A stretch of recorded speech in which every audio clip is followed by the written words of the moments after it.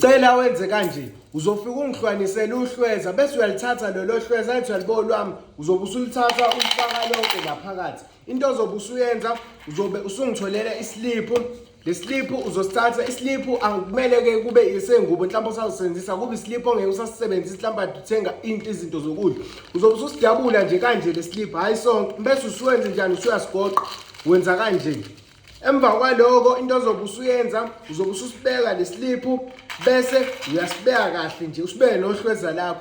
Into ozobe usuyenza, uzocela ungitholele usawoti, athi ngiyabo usawoti. Into ozobe usuyenza, uzobe usuvula usawoti bese uyawuthela nje, ungatheli into eningi, uthele kancane.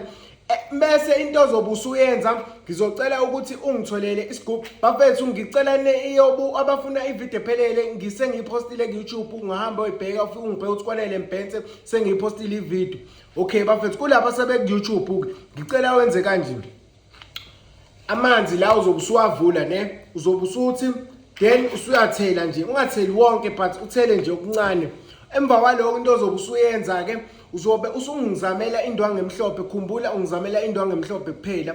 Uzobe usuyibeka uyindlala yona bese usuyathatha lokho usukubeka ngaphezulu kwayindwangu bese usuyangilindela u15 days. Bafethu ngiyacela ukuthi ngesikhathi uyibuka le video ulike usubscribe, because uma usubscribe wenzela ukuthi ubone namanye ama video ngichaza ngiphendula neminye imibuzo.